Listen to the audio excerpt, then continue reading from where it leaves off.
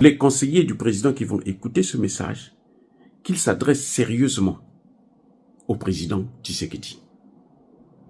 Ce n'est plus la rigolade actuellement.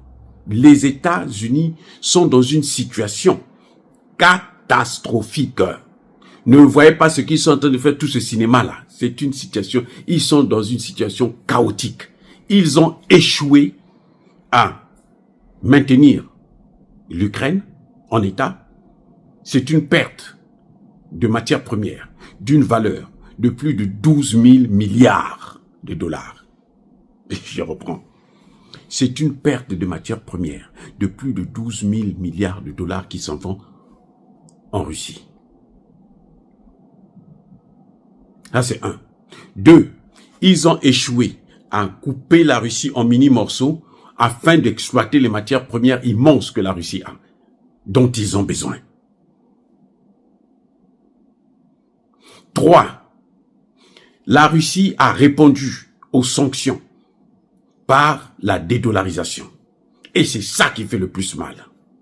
Si vous voulez toucher la puissance américaine, touchez au dollar. Donc, actuellement, les États-Unis sont en train de vouloir s'entendre avec les Russes pour se partager le monde, pour essayer de freiner l'avancée de la Chine. Donc, monsieur Tshisekedi, je vous dis, là, je parle en tant que, d'abord en tant que frère, mais aussi en tant que docteur en sciences politiques. Je connais bien mon métier. Je vous dis, et je le répète encore, le problème de Trump aujourd'hui, ce n'est pas l'Ukraine, ce n'est pas n'importe... Non, c'est le dollar. Parce que si on ne sauve pas le dollar, l'Amérique va couler. Ça prendra encore du temps peut-être, mais elle va couler.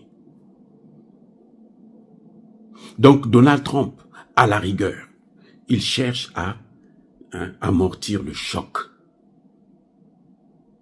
Parce que je ne suis pas sûr que Vladimir Poutine va faire des concessions à Trump.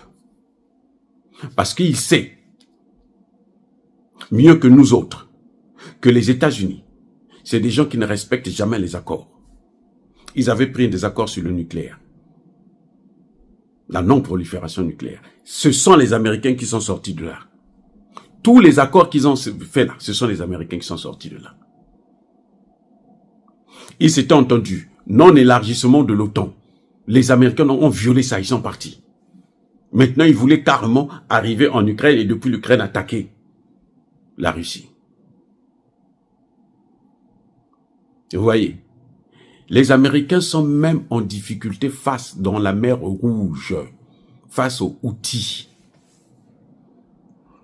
La force militaire, pas économique. Économique, c'est le dollar. La force militaire américaine, c'était le porte-avions. Les amis, le porte-avions, là, c'était la clé de la puissance américaine. Le porte-avions n'est plus rien. Ce n'est même plus nécessaire, ce n'est même plus utile.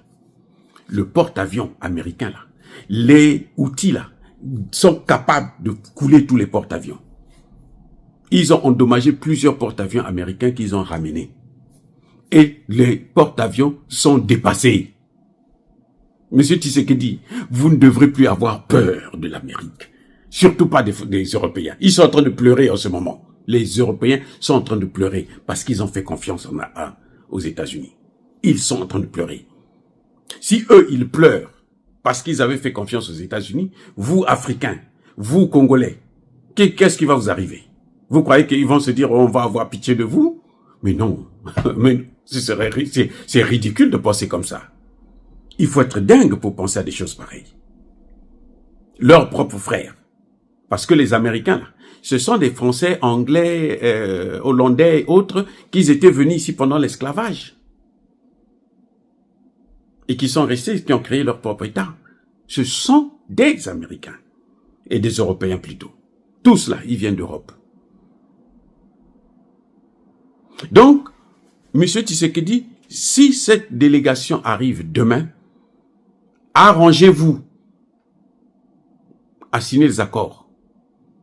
Que les Russes viennent vous aider. N'ayez pas peur. C'est le moment ou jamais.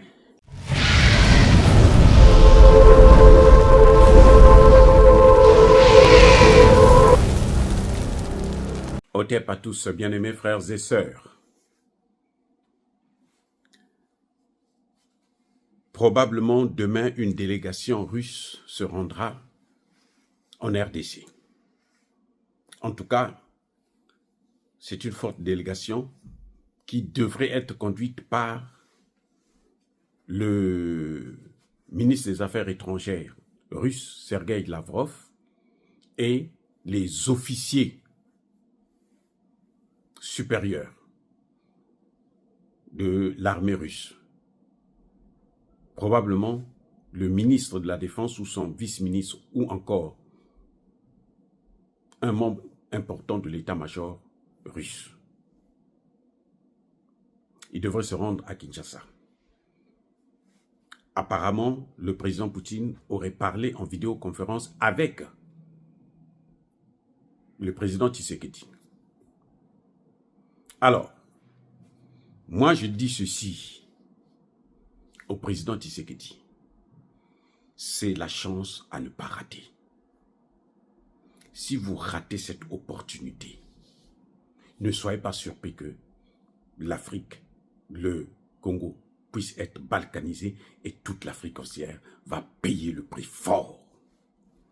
Je répète, Monsieur le Président Tshisekedi, vous avez assez joué. Vous avez assez, je répète bien, joué. La récréation est terminée. Ce qui est en train de se préparer contre l'Afrique, ce n'est pas du gâteau.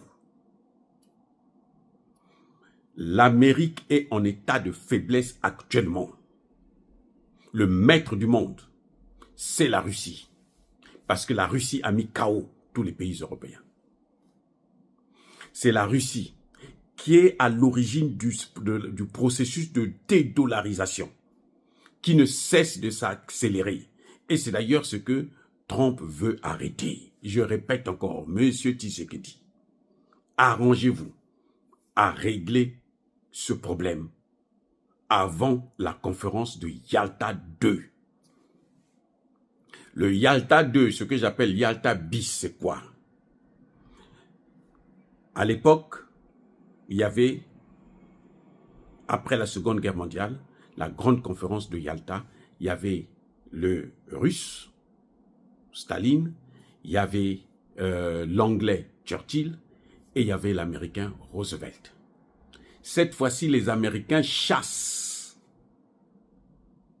les Anglais. Ils ne participeront pas à cette réunion. C'est pour ça que vous avez entendu les Français, les Anglais et les Allemands, les trois. Ils veulent avoir une mission, ils veulent créer une mission pour intervenir en RDC. Et surtout, ne les laissez pas rentrer chez vous. S'ils n'ont pas pu, si la mission des Nations Unies que eux ils ont mis là, la MONUSCO n'a pas pu régler le problème, ce n'est pas eux qui vont venir régler ça. Parce que la MONUSCO, c'est eux. Ce sont eux qui sont derrière. Sinon, la MONUSCO serait déjà partie. Ils ont voulu la garder là. Alors, il n'y a pas besoin d'avoir une autre mission militaire. Parce que ça va être, ils seront là pour toujours, jusqu'à ce qu'ils vont découper en mini-morceaux la RDC. Donc, Monsieur le Président, que tous les conseillers du président qui vont écouter ce message, qu'ils s'adressent sérieusement au président Tshisekedi. Ce n'est plus la rigolade actuellement. Les États-Unis sont dans une situation catastrophique. Ne voyez pas ce qu'ils sont en train de faire, tout ce cinéma-là. C'est une situation, ils sont dans une situation chaotique. Ils ont échoué à maintenir l'Ukraine en état. C'est une perte de matières premières d'une valeur de plus de 12 000 milliards de dollars. Je reprends. C'est une perte de matières premières de plus de 12 000 milliards de dollars qui s'en vont en Russie. Ça, c'est un. Deux, ils ont échoué à couper la Russie en mini-morceaux afin d'exploiter les matières premières immenses que la Russie a, dont ils ont besoin. 3. La Russie a répondu aux sanctions par la dédollarisation. Et c'est ça qui fait le plus mal. Si vous voulez toucher la puissance américaine, touchez au dollar. Donc, actuellement, les États-Unis sont en train de vouloir s'entendre avec les Russes pour se partager le monde, pour essayer de freiner l'avancée de la Chine. Donc, M. Tshisekedi, je vous dis, là, je parle en tant que, d'abord en tant que frère, mais aussi en tant que docteur en sciences politiques. Je connais bien mon métier. Je vous dis, et je le répète encore, le problème de Trump aujourd'hui, ce n'est pas l'Ukraine, ce n'est pas n'importe... Non, c'est le dollar. Parce que si on ne sauve pas le dollar, l'Amérique va couler. Ça prendra encore du temps peut-être, mais elle va couler. Donc Donald Trump, à la rigueur, il cherche à amortir le choc. Parce que je ne suis pas sûr que Vladimir Poutine va faire des concessions à Trump. Parce qu'il sait, mieux que nous autres, que les États-Unis, c'est des gens qui ne respectent jamais les accords. Ils avaient pris des accords sur le nucléaire, la non-prolifération nucléaire. Ce sont les Américains qui sont sortis de là. Tous les accords qu'ils ont fait là, ce sont les Américains qui sont sortis de là. Ils s'étaient entendus, non-élargissement de l'OTAN. Les Américains ont violé ça, ils sont partis. Maintenant, ils voulaient carrément arriver en Ukraine et depuis l'Ukraine attaquer la Russie. Vous voyez, les Américains sont même en difficulté face dans la mer Rouge, face aux Houthis. La force militaire, pas économique. Économique, c'est le dollar. La force militaire américaine, c'était le porte-avions. Les amis, le porte-avions, là, c'était la clé de la puissance américaine. Le porte-avions n'est plus rien. Ce n'est même plus nécessaire, ce n'est même plus utile. Le porte-avions américain, là, les outils, là, sont capables de couler tous les porte-avions. Ils ont endommagé plusieurs porte-avions américains qu'ils ont ramenés. Et les porte-avions sont dépassés. Monsieur Tshisekedi, vous ne devrez plus avoir peur de l'Amérique. Surtout pas des Européens. Ils sont en train de pleurer en ce moment. Les Européens sont en train de pleurer parce qu'ils ont fait confiance aux États-Unis. Ils sont en train de pleurer.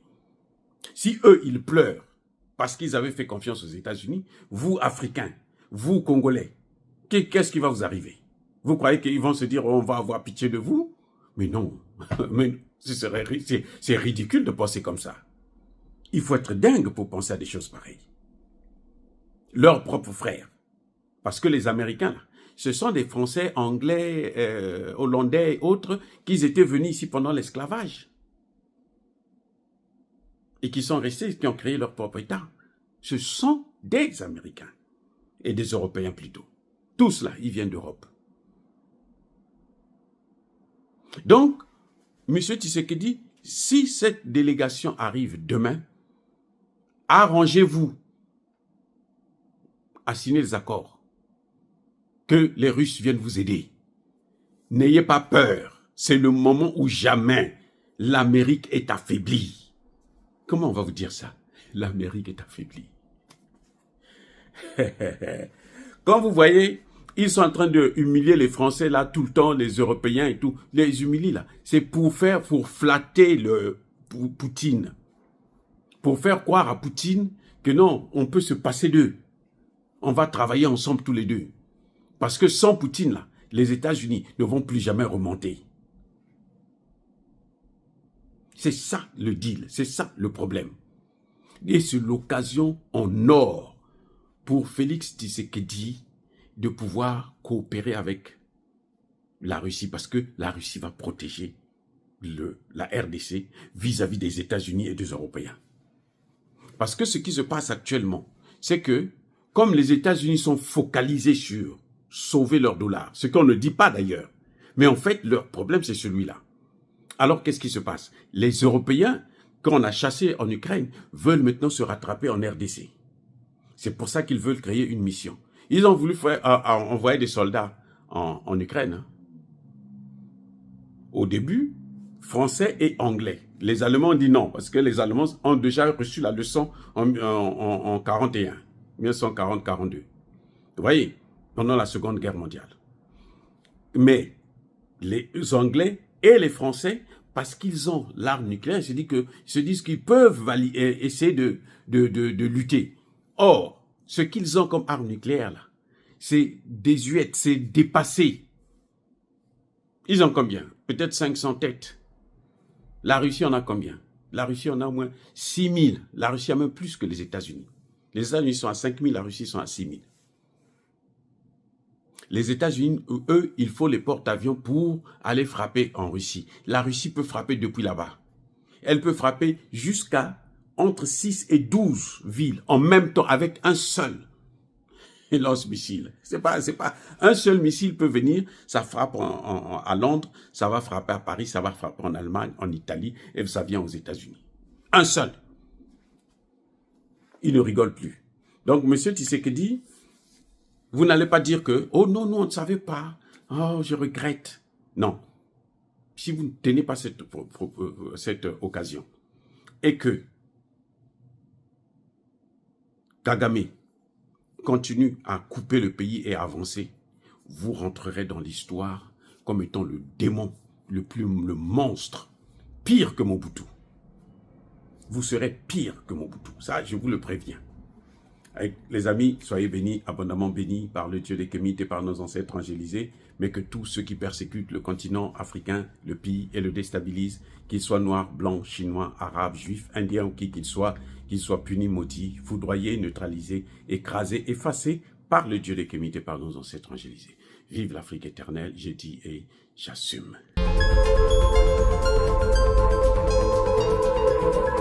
C'est mon papa. Vous constatez là-bas, c'est la guerre ici. Les militaires sont devant nous là-bas. Ils sont à moins de 10 km d'ici, dans la cité de Saké. Nous sommes dans l'urgence d'évacuer les enfants, de les déplacer vers cet axe ici, là où il y a la guerre. Et je suis Fiston Amissi, le coordonnateur de l'orphelinat Jésus et mon papa Nord Kivu. Nous sommes venus vers vous pour vous montrer la situation dont on traverse présentement. Nous voici devant notre structure, là où nous gardons les enfants. Nous avons ici plus de 45 enfants, filles et garçons. Et dans l'endroit où nous nous trouvons présentement, c'est du côté là où provient la guerre. Ils sont juste dans moins de 10 km ici, en train de foncer vers la ville de Goma. Et voilà pourquoi nous sommes venus vous demander une aide. Nous devons évacuer ces enfants ici vers un endroit plus sûr, parce que cet endroit ici est beaucoup plus dangereux. Pourquoi? Parce que c'est là où provient la guerre et c'est du côté où il y a trop de risques. Voilà pourquoi nous voulions avoir des moyens pour puisse déplacer ces enfants ici d'urgence dans un endroit beaucoup plus sûr en attendant que la situation puisse se calmer. Maintenant là, nous sommes dans l'impossibilité de le faire. Pourquoi? Parce que il faut aménager là où les enfants seront. Il faut les moyens de transport pour les transporter. Il faut aussi chercher comment avoir aussi de la nourriture là où ils vont rester. Ça, c'est la situation qui devient très très compliquée ici. Donc, comme vous le remarquez à côté, ici, juste à l'église, à côté de notre orphelinat, il y a déjà des déplacés de guerre qui sont là, ils manquent où aller. Mais nous ne pouvons pas attendre que la guerre puisse arriver jusqu'aux enfants et croiser les bras sans rien faire. Voilà pourquoi nous sommes venus vers vous pour demander l'aide. En tout cas, nous avons besoin d'assistance, d'urgence pour que nous puissions évacuer ces enfants ici vers un endroit beaucoup plus sûr. Comme la situation nous oblige, nous avons besoin vraiment de votre assistance. Merci et que Dieu vous bénisse. Voilà nos enfants, ils sont là. Et en tout cas, jusque-là, ils vont bien, ils sont en train de regarder la télévision. Et nous voulons que nous puissions avoir une assistance pour que nous puissions chercher comment évacuer nos enfants ici vers un endroit plus sûr.